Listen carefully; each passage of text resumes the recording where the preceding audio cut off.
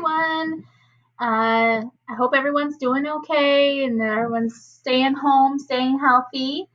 I know this has been really hard and weird for us to be stuck at home like this. It's the beginning of week 2 of us being at home and not at school. Um, just wanting to let you know that me and all your other teachers, we really miss you, and we hope that we can get started back at school soon, and we'll be able to see you again. But for right now, we're going to make do with what we can. Today, we're going to read a story about a girl named Olive. And now Olive lives in a different country. She lives in Australia, but her school is closed too. So there's lots of kids all over the world whose school is being closed because of this virus, this illness. We're not the only ones. And so we're going to read a story about a girl named Olive whose school gets closed, and then we'll maybe talk about some speech stuff afterwards. Okay? So we live in the United States, and we live in California, which is right over here in the United States. And in our story, Olive lives in Australia. That's way over here. That's a whole nother country, and it's really far away, but her school is closed too. And in fact, school is closed all over the world, not just here and not just in Australia. It is closed everywhere in the world. So if you look at this map, every country that is pink or purple, school is closed. And even in some of these other countries, like Australia, not every school is closed, but some schools are closed. We are going to watch a story real quick, and I will read it, and then we will get back to some speech stuff about the story. This story is called Olive Stays In.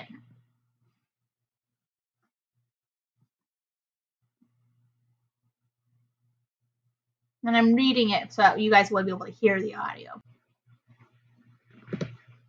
Okay, so this story is called Olive Stays In.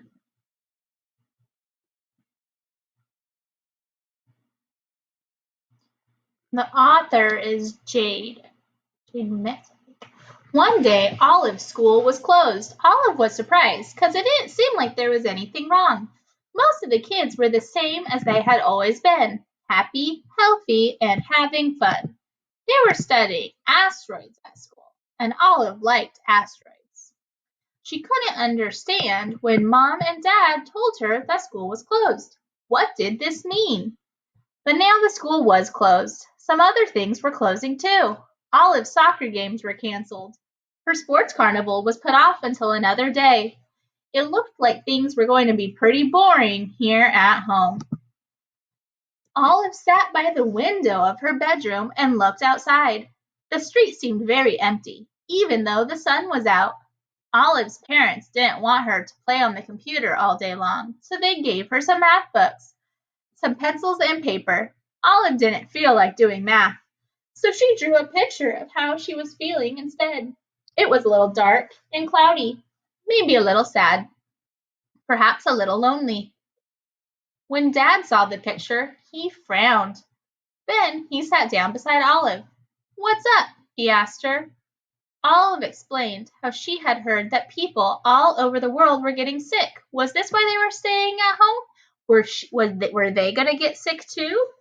Dad gave her a hug. "Yes, some people are getting sick around the world," he said, "but you're not staying home because you're going to get sick.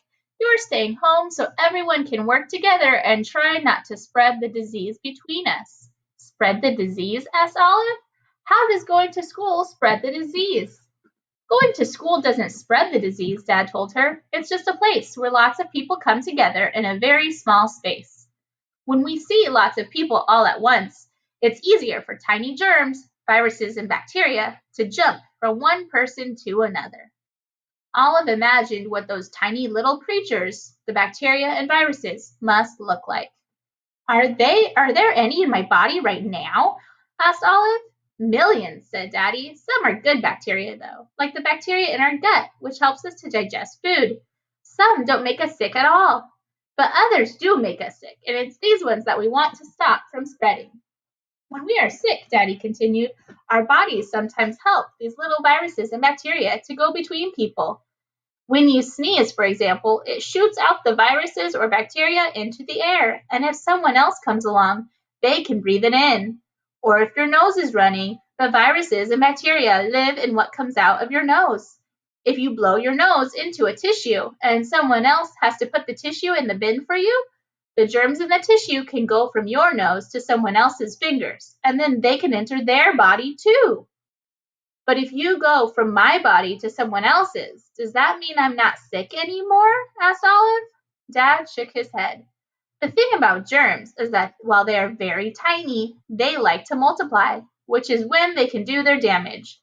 They're like guests at a birthday party who eat all the food and make the place really messy, and the best place they like is a warm, nice body like yours or mine. But if they're so small, asked Olive, how can we make sure that they don't travel between people if we can't see them? How can we keep them away? Are there any things they don't like? The easiest thing to do is to wash your hands, said Dad. Wash them every time you come in from outside and wash them well. Washing your hands removes those little germs and washes them down the sink. Do you want to come now and I can show you how to wash your hands? Olive said yes. So they went into the bathroom and washed their hands. They washed every part of their hands with lots of soap and water, and Dad made Olive sing happy birthday twice while she did it. That's how long you should wash your hands, said Dad. Olive giggled. It was fun singing while you washed your hands. What else can we do? She asked Dad. Keep things clean wherever you can, said Dad. Tell someone if you feel sick or a little bit hot. Cover your mouth when you cough. If you need to sneeze, make sure you do it into your elbow instead of into your hands. And try not to touch your mouth, eyes, or nose too much. These are the places where germs can get into and your body and multiply. That sounds like a lot, said Olive. What happens if we do all this and those tiny germs still get into our body somehow? The good thing is that most people don't get sick all the time, Dad told her, because our bodies have something called an immune system that is very good at fighting all kinds of viruses and bacteria. It's like a superhero inside our bodies. And you can make it stronger by eating good food, sleeping well, and practicing good hygiene. Also, even if you do get sick, many people around the world are helping others to get better. Doctors, nurses, and hospitals all around the world are working very hard together to make sure that sick people have the best possible treatment. Olive was happy she had talked to Dad. She had felt anxious when school had closed, but now she knew why. She didn't feel so scared or worried. She was happy to know that everyone was working together to try to stop the germs from spreading, and that there were things she could do for help. Come on, said Dad. Let's go and do some math together. That's the only multiplication we want in this house. And so they did. The end.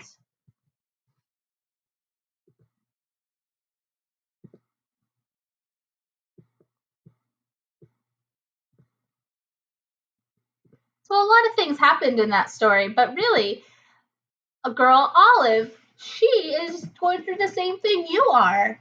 School is closed and she has a lot of questions. So I hope that that story gave you a little bit of answers.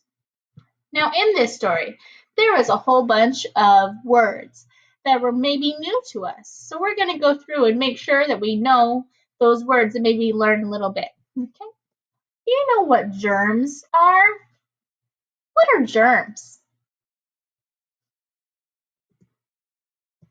Germs are little bugs called bacteria or viruses that cause people to get sick. Have you heard of germs before?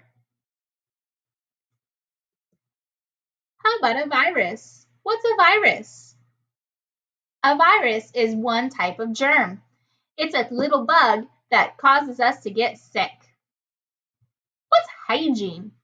You heard of people practicing good hygiene before? Hygiene means to keep clean by staying healthy, to stay healthy. So we practice good hygiene when we wash our hands and take showers. Now this is a fun one. In our story, Olive's sports carnival gets closed or canceled. What is a carnival?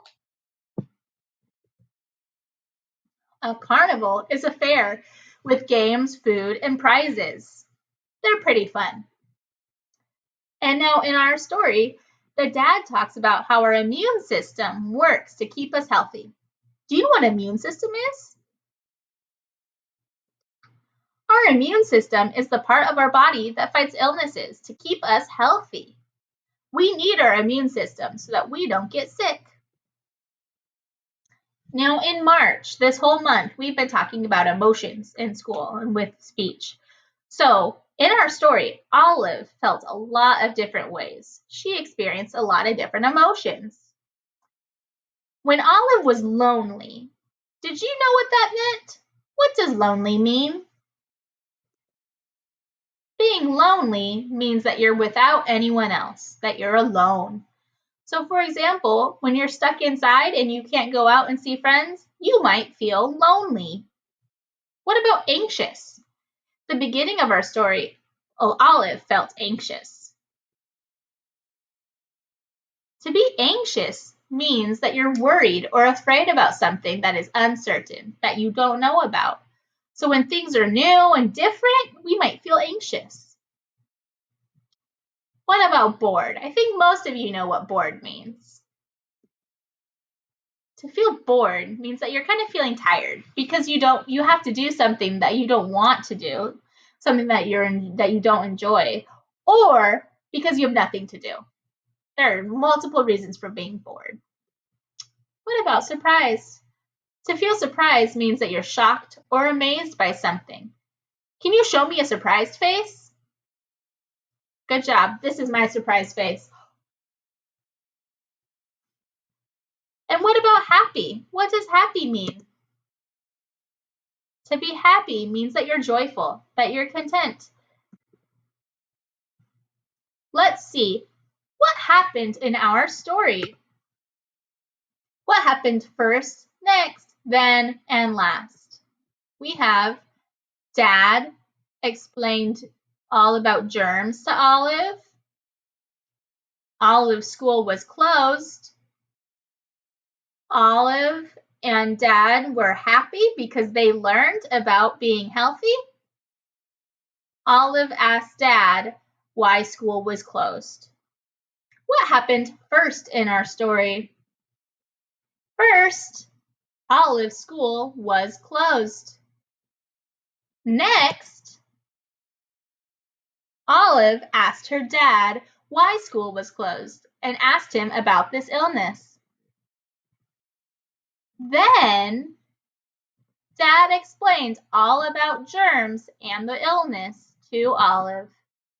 And last, Dad and Olive were happy because they learned all about this illness and about being healthy. That's what happened in our story. Now we're going to make some sentences.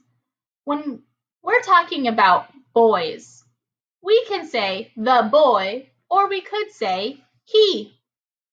And when we're talking about girls, we could say the girl, or we could say she. And when we're talking about two people, we say they. Two or more people, we say they. So in this picture, we have Dad and Olive. What are they doing? We could say they are smiling. That's what they're doing. They are smiling. What is Olive doing in this second picture? In this picture, she is looking. We could make that sentence even longer by saying she is looking for germs. What is Olive doing in this third picture? In this picture, we could say she is sleeping. And since there's this little bubble with a picture up here, we could say she is dreaming because this bubble was the illustrator's way of showing what Olive is dreaming about in her sleep. And in this last picture, what is this doctor doing? Because he's a boy, we could say he. We would say he is listening. We could make it a longer sentence by saying he is listening to her heart. What about these pictures? What are they doing? In this picture, we have Dad and Olive. So that's two people. We would say they are working. And to make that longer, we could say they are working on math. In this second picture, we have Olive. She is holding a tissue. What is Olive doing? We could say she is sneezing. In this picture, she is sneezing. What about this third picture? What is Olive doing in this picture? She is thinking. These dots and this bubble, that's all called a thought bubble. And this dots with the bubble is the illustrator's way of showing us that she is thinking right now. So she is thinking, or she is thinking about germs. Now, what are they doing in this last picture? We have Dad and Olive, two people. So we say they are washing. We could make that a longer sentence by saying they are washing their hands.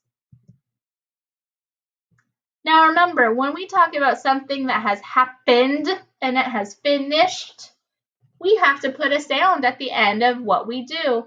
We say d or t, or sometimes ted at the end of whatever we did. So for example, today I wanted to go to school, but I couldn't.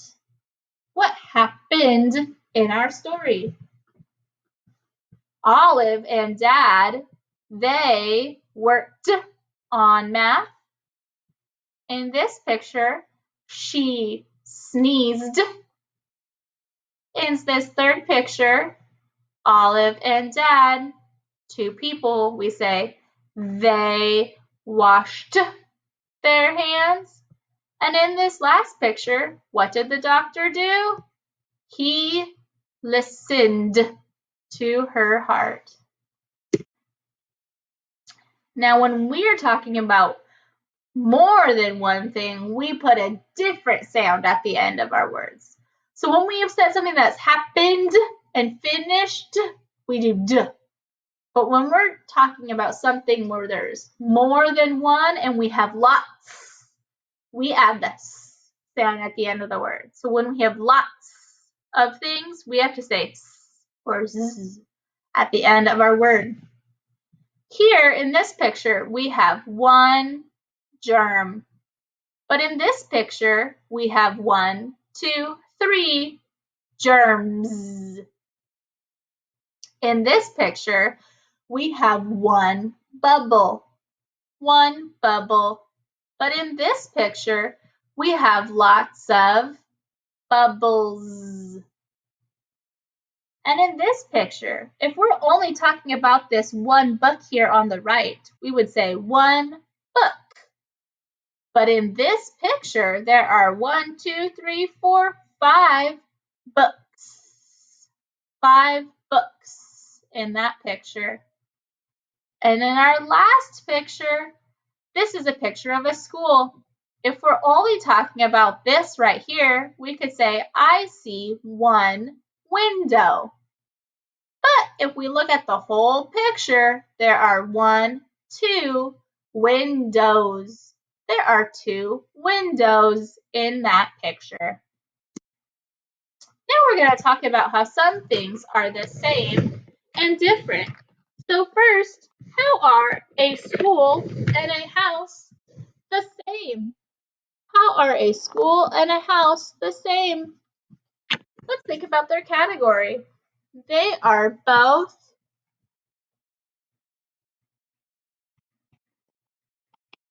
buildings. Now, how are they different? Who do you see at a school? At a school, we see teachers.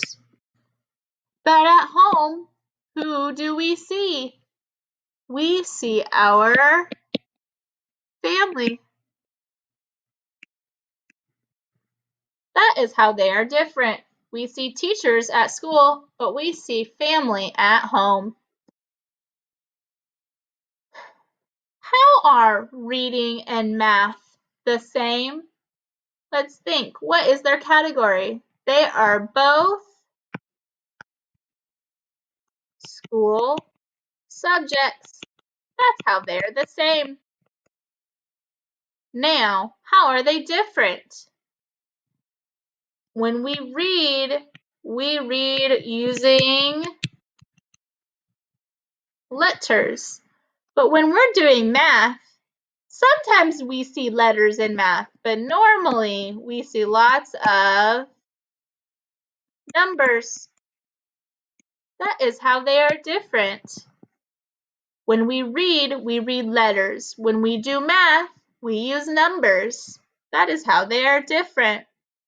And last, how are a bathtub and a sink the same?